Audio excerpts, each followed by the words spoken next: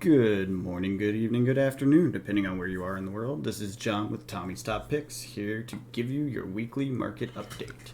Today I'll be cracking this case of WTR Unlimited. We'll just do one box today. Essentially, I'm digging in there to finish out my playset. I have a bunch of the cards, but not enough to have a full playset, and then the leftover cards will just be donated to a friend so that they can learn to play at least the commons. Obviously, anything else I'll hold on to myself, but the commons I always donate my overflow over to somebody so they can learn to play and have a decent playset to start. I've done it a couple times, and it's been nice. It's good.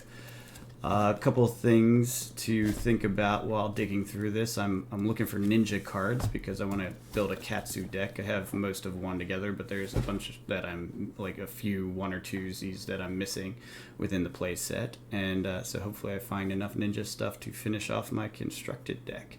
This is in anticipation that Ninja's going to get some love in Everfest. I think it's been a while since it's gotten some love, and they said every class will have some, and so with that excitement, I want to understand Ninja and be more, versatile with it, and actually have a card set that I'm working off of, so that when I see the cards, I know what to expect.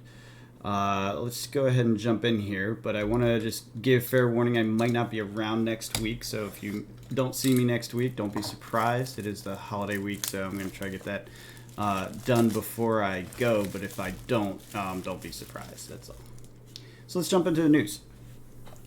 First off, we were talking about the bans in the last episode, and I was speculating that we might see CNC or Command and Conquer essentially banned, and that's why the prices were dropping down. But then the ban announcement came out, and they wrote something very peculiar. They said that because we haven't finished the season, we don't want to do bans right now. Whoa. So they do have bans coming, it sounds like, based on the way they worded it. But they decided not to because the season wasn't over, which is totally legit and fair. They also said that they could change when they do bans to, or when they could do, Living Legends updates that basically take a hero out of cycle instead of it being when the next set comes out. It can be at the next ban announcement, which the next ban announcement is in February. So depending on how these go, we might see some heroes drop out. I don't think so, though, because I saw an update, and I think my speculation was wrong on Briar having 520. I'm not sure how I got it wrong. I went back, and I can't quite figure it out, but the official word is 400 for Briar. So Briar's unlikely to go out this season. She's not even halfway there. Maybe we'll be around halfway by the time the season is over. But no bans. Interestingly, CNC popped back up from $73 when we last spoke about it to now $90. It's not back at its 100 yet, but it's back at $90. Not really sure if that's related to the news or if it's just the market caught up, realized it was cheap, and bought it up. You can't really tell at this point. We'll see in the future one way or the other. The first edition Rainbow foil dropped down from 400 to 175 over around the same time frame, which again leads me to believe that there's some knowledge out in the market that these aren't going to be as worth as much in the future. From 400 to 175 in like a 2-week period. That's pretty significant and does say something about the market's expectation of its future value. Now, with this all in mind, let's go ahead and talk about the next exciting news, and this is big news if you ask me. They released kind of a preview / leak. I don't know, it wasn't a leak, it came from LSS specifically, but a preview of one of the new heroes for Everfest. There's an event, I guess, what do they call this? The Everfest Armory Preview. Which is happening in January. So there's a whole kit, like they do, every month they do an Armory kit.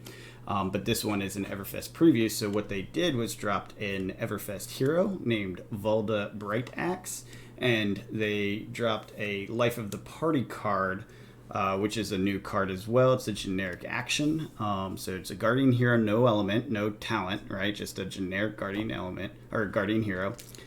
Young. So that's interesting. She does have 21 life points, Valda Brightaxe, which is interesting. And then, per our speculation last time about an elemental wizard, she is the woman that is featured in Cranial Crush and some of the other Guardian cards that you see. So if you want hints, start looking back at that art of heroes that don't exist yet, and you have a chance of guessing what's coming up, because she has been featured in art before, but we did not have her as a hero. I'm guessing we'll see quite a few of that, including the druid with the leafy cloak, the wizard that seems to be an elemental wizard, etc. So I think that's a great way to get some speculation in on what's coming in Everfest. I'm excited about it. I think there's going to be a lot of fun stuff, and it's going to really shake up the formats and be exciting. Volda, as an example of this, explicitly counters Briar and there's other, zero cost draw card kind of decks, Ira being one of the big ones. So I think Volda's going to slap Ira down pretty hard. Ira is still Queen of Blitz as far as I know. Generally speaking, I think she has more points than anyone else in the Living Legends tracker, so that's worth considering. Your Ira going out of print soon, or not out of print, going legendary and staying out of the format. Volda helps smack her down in a competitive sense, changing the meta up there. Whenever an opponent draws a card, create a Seismic Surge token. If you have 3 Seismic Surge tokens, your next Crush attack gains Dominate. So think about that. Tons of Crush attacks, obviously, with Guardian. She'll play a lot of the generic Guardian stuff, not the talented one, because those are the ones that have the Crush. And then if an opponent draws 2 cards, which is super common with Plunder runs and 3 of a Kind and the various decks that kind of run that 0 red line approach, give or take, tend to have a lot of card draw as part of their on-hit effects. Well, okay, you hit me for a few, you get to draw another card. Hit me for a few, you get to draw another card. Well, now I have 3 Seismic tokens, and I can use 2 Crush attacks within a turn that have Dominate if I can generate a go again, right? Like, think about that. That is going to be painful. Now, the downside, or the balance of it all, is that if you're using Dominate, you're not forcing the Ninja or Briar to essentially block, which is one of the things you want to do, is pressure them to use their hand. Now, oftentimes, they just ignore you and don't. But it's worth thinking about how that works. Now, those Crush effects could be the big balance changer there, because some of those effects are very painful. Discard a card, reduce intelligence. Cranial Crush, which features her, has that one, things of that nature. So it's worth thinking about how that plays into the meta, and then of course how that will play into the markets. The other card, speaking of how these cards play into the market, Life of the Party. You may destroy or discard a Crazy Brew and basically pay nothing for this card, and it's a 2-cost card right away. So you're basically getting a 2 pitch, not for free because you're discarding a card, but for getting rid of this Crazy Brew from your hand or from the board. If you do that, you get to choose all of these modes. Otherwise, you only choose one. So that's massive value gain by using this Crazy Brew to pay for this instead of a pitch value. And what it does is, I forget what the exact wording is, but essentially, trying to get it to pop up here. What do we got? Yeah. Life of the Party gains, when this hits, gain 2 life, it looks like. When it also gains a +2 attack, and then it also gains go again. That's if you use the Crazy Brew. Otherwise, it just gets one of those. So highly incentivized to have Crazy Brew used for Life of the Party and swing with that. And guess what? Within probably 8 hours, the price of Crazy Brew went from $1 to $5. The lowest listing on TCG Player is like $2.50, but then it has $2.50 shipping cost, so it's still $5. So, wow, Crazy Brew was a great speculation for any of you that were speculating on it. Probably not that many because it was only at $1. I have a bunch of them just because I've opened them.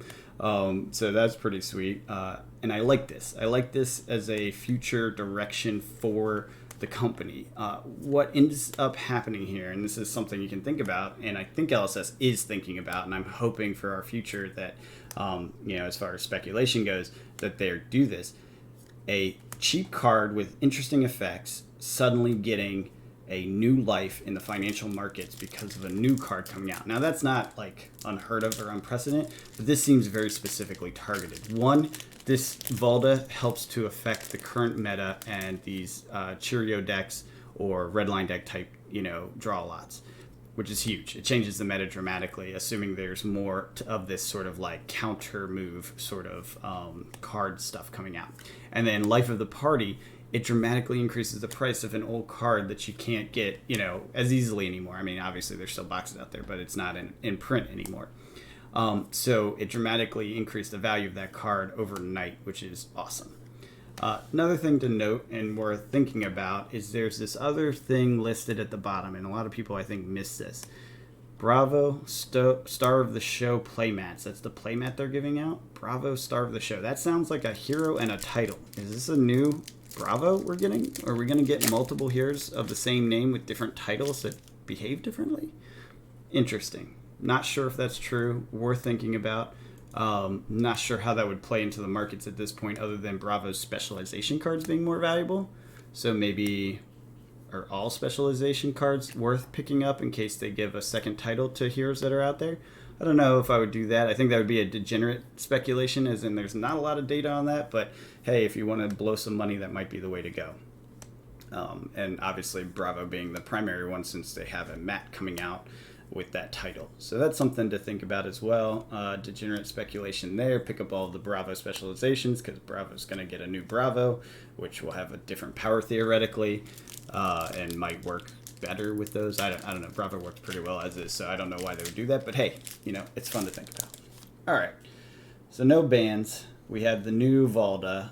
Something else to think about, the Tectonic Plating. If you have that, because there's a 3 seismic token requirement to get that Dominate effect. Tectonic Plate gives you 1 easily. It's basically 1 for 1 pitch.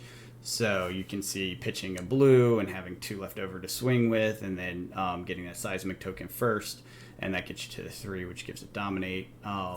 Not that difficult to imagine that going up, although prices did not move like Crazy Brew. Crazy Brew jumped immediately with this news. Tectonic Plate, I looked this morning. There was not any significant increase in price. I think it's actually stayed flat. Now, granted, it's a $130 card or something like that, so it's not exactly easy to move larger prices because people aren't going to go and buy like 10 of them usually. So I don't know that one's going to move that much. There's plenty out there. I think there's 21 on as far as TCG player supply, so they're going fine, and none of that really matters. Another bit of interesting speculation. This one comes straight from Louis, but I like the concept, and there's been a lot of talk about it in other circles, so I think it's worth mentioning. On the Bravo Star of the Show playmat, he's got some crazy shoulders that look like they tie into a cloak. Looks like it could be some sort of featured equipment. Now, does that take a chest slot? Does it replace the chest slot? I don't know. Are they going to add another slot, like a cloak slot or shoulder slot? I don't know. But it's one of those things that a lot of people have been talking about, new slots being added to the game, which seems like a relatively easy thing to do, and it again changes the dynamic of all the older cards in the older games, because now heroes that had kind of a fixed equipment set can add new things, which could theoretically dynamically change the way they play in the game. Louis likes the idea of this elemental, it gives you access to an element, like Lightning Cloak will allow you to use lightning cards. It's not a huge leap to say that's possible. It'd be somewhat of a nightmare to balance, except that their balance system, as we talked about in the card analysis video, is relatively straightforward across classes. Like, classes don't really need to have too much thoughtful balance against each other, at least as far as we've seen so far, because the way they work with the point system, it's just classes basically lean into one side or the other of the point system is what it looks like. So the point system per card still functions, so having someone access a different type of card would just change the dynamics for the most part, but we haven't seen this in action. We haven't seen it break the game yet, so who knows, it could break the game. I don't know if this will happen. I think it's a fun idea to toy with, but I just don't know if that's actually where this is going to go, where LSS is taking the game, and I wouldn't speculate on that. There's not much to speculate on there at this point anyway, so interesting to think about though. So very excited about Everfest. The hype train is in full motion. Couple weeks, it looks like these armored kits come out January 1st, so we're going to see stuff in a few weeks now, so we're getting close. I mean, it's starting to trickle out. I was surprised about this. I didn't see this one coming. Very exciting to see this. They kept the energy and excitement up, which was something a lot of people, including myself, were a little worried about, because it was essentially Tales of Aria Unlimited for 3 months while we waited for the new set. Seemed like a long time. Well, now they're keeping us excited, giving us a little preview, giving us a little taste of what Everfest might offer, and that gets everyone pretty excited. interested in I'm interested in it, and it kept the market moving. I mean, the Crazy Brew thing was an interesting jump. All right, so let's move on. Let's get to the general information about the market. EV, if you haven't watched Louis on Kitchen Table TCG, I've said it before, I'll say it again. I highly recommend him. He's great. Go subscribe, like, and watch his content. He does weekly market updates on per card basis. Very valuable information. It's where I get my information on the EVs from, because he tracks it well, and there's no point in replicating what someone else is doing. But as a general summary, the EV is good right now. It's good to open unlimited. They are essentially at price parity, and that is, again, as always, on the case level. If you're talking about a single box, you have a lower chance of getting your money back, but it is still reasonable. It's just not a guarantee. Whereas if you go for a case, you open 4 boxes, you're almost certainly going to break even at minimum, and maybe swing higher if you get some really high value legendary, etc. So generally speaking, it's a good time to open boxes for the sake of the value of the cards. But, don't look to be making money by doing that. Box openings in general aren't going to get you very far. And this is all speaking about unlimited. The one place where that's a little odd right now is with the Tales of Aria Unlimited. It seems the market's still a little bit wonky with that. The unlimited cards are less present on the market than the first edition cards. And I think this is where everyone's a little worried that this is a reflection of the print run, and that we have too many first edition boxes and no one's even bothering to open unlimited, so they're not even making it to the market. That's very possible. It sounds like the stuff that happened with distributors, that's, LSS reacted, and it caused a false sense of demand and created this issue. I don't think we're going to see this going forward. I'm hoping they fix this, and it seems like they are willing and interested in fixing it. We've talked about that in the past, but so as a result, we're seeing unlimited less common on the markets than first edition. Eventually, that'll change. Obviously, things dry up and move forward in life, and that will go the way it is. But that being said, be mindful if you're buying something from TOA or Tales of Aria.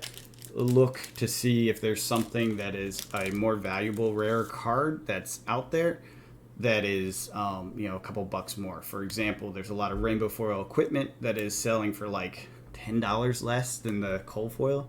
I mean, if you're gonna spend $100 or whatever they are, $50 versus $60, just spend the 60 and get the cold foil, because they will be less common going forward in the future. I mean, those total boxes are out there. They're gonna be out there, and they're gonna be all over the place, and they will be. I imagine the print run can't be less than the first edition. It has to be probably equal to. So just something to think about there, and keep that in mind. And honestly, we don't know for sure. We never will. Well, maybe we will, because they do release print numbers eventually, but it'll be a while. I think they said something like 6 months after the close of the set. So after Everfest, sometime end of next year, we'll hear. So something to keep in mind. But yeah, go ahead and grab those cold foils while you can. They are dirt cheap right now. If you need any of the Tales of Aria ones. Speaking of cold foils, they are still drawing down, as we speculated earlier in the month, that kind of by the end of December they would drop down. We are seeing that happen. What is happening now is Monarchs are generally trending down essentially across the board with cold foils. This includes the expensive ones. The cold foil common seem to be seeking a balance with between Monarch and Tales of Aria.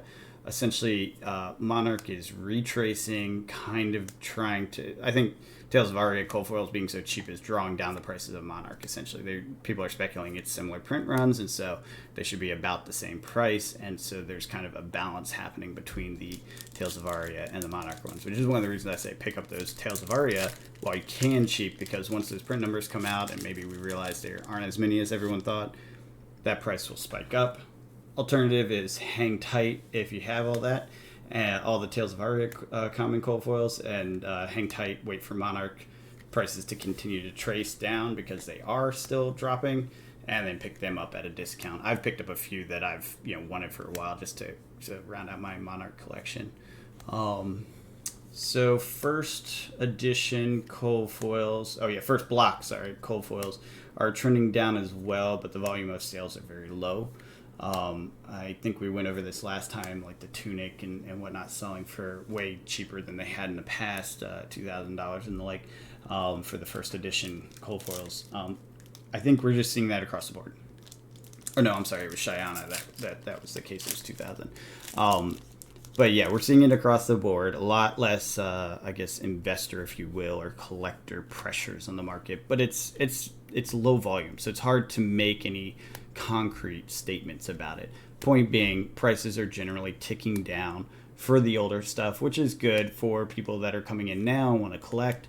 It's still good for the early investors because they got them for way cheaper, so they're still getting a profit. It's just we're cooling off and becoming a sane market. Oh my, a sane market instead of everything 10x's tomorrow. What a horrible situation to have a sane and predictable market that ends up doing exactly what you expect. It's just normal, and that's perfectly fine. So something else to talk about, because I noticed it. I think I might have missed this a little bit a few weeks ago because it seems it's relatively flat. But first edition cases and boxes have dropped fairly dramatically over the past few weeks, which I know a lot of people have been talking about, just collectors dumping and all the rest. They seem to be stabilizing at various prices. So, for example, first edition Wraith, I think over the last month has sold for under 4K, down to 3,650 on eBay. I think that was last week or the week before. I remember when ARC was 4K. It wasn't all that long ago for a first edition box. So that says something if first edition Wraith is now down at lower than ARC prices used to be, kind of in the heat and peak of it all. So if there is old sealed product that you're looking for, it's probably a good time to keep an eye on it. It may drift lower, so it might not be the time to strike, but if you're keeping an eye on it and the prices aren't moving, they continue to decline, that's, jump in when you feel comfortable. But that might be that we're getting to the point where this might be the market lows. Now, reality is supply of this product is dwindling. It will eventually go up. Fluke and Box is opening them all the time. Chris Sires is opening them all the time.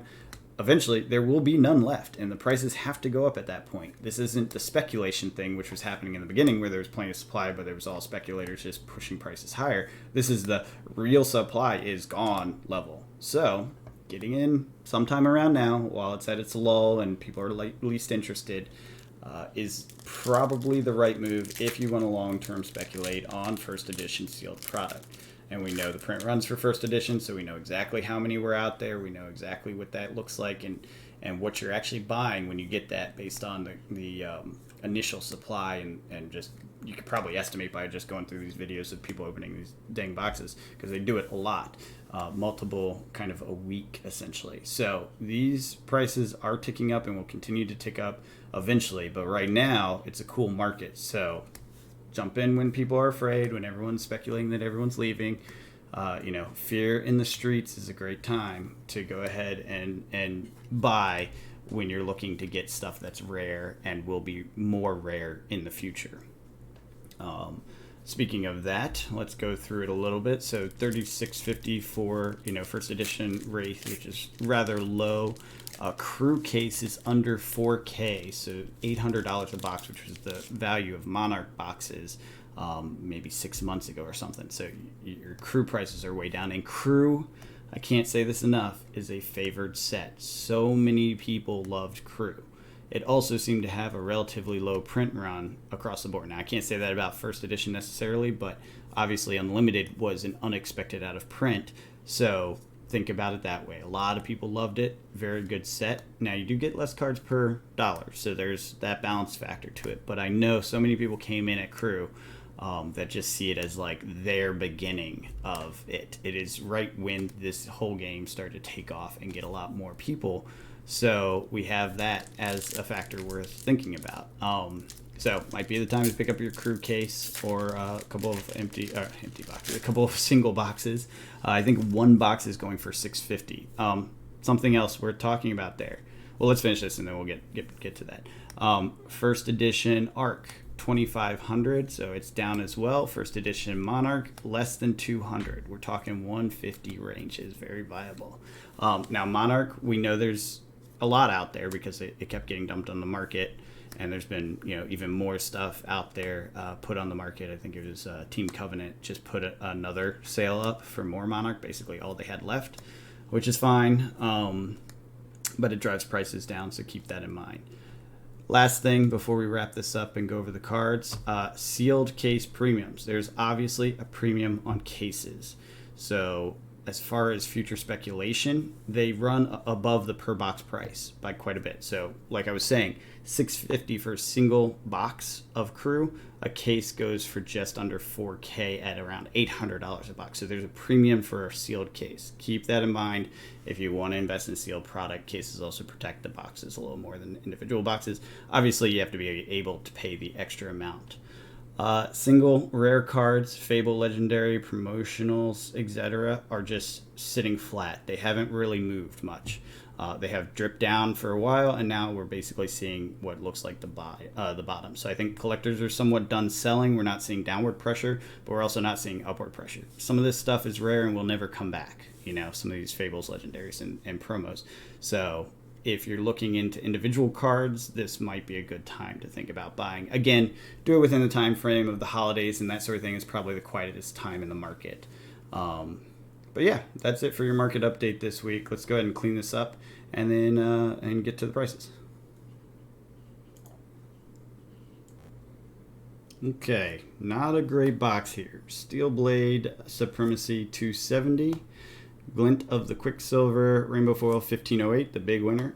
Ancestral Empowerment, happy about that at 420. And then Alpha Rampage for 240, 2438 total. Hopefully we get more in the other boxes in this case, but this box was a dud. It's okay though. I wanted the ninja cards. I got a bunch of ninja cards, and I think I'll be able to finish my set. If you like the comment, if you like the video, comment below. Give me some recommendations for what else I should do. Hit the like button, subscribe, and share it with other people so other people can enjoy the content as well. Have a good week.